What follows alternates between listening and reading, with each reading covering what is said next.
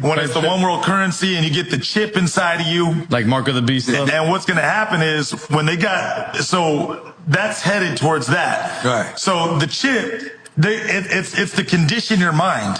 So it'd be like, oh, we've always been tapping. We've always been using cryptocurrency. We've always been, doing it this way. So when you get the chip, you ain't going to think nothing of it because you won't be like, nah, they've always been doing it similar to this, right?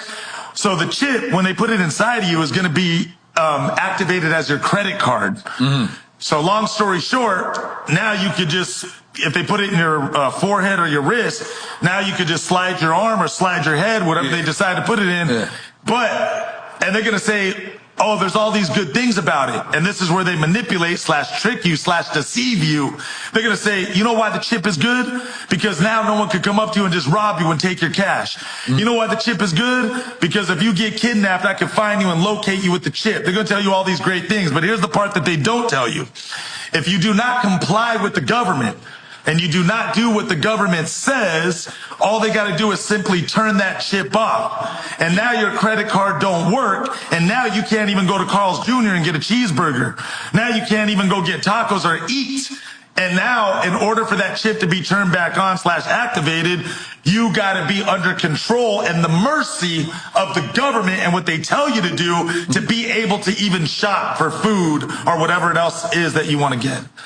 And so all that is leading towards that, man. So I tell people you're soon enough going to be backed up into having to make the decision of accept or don't accept.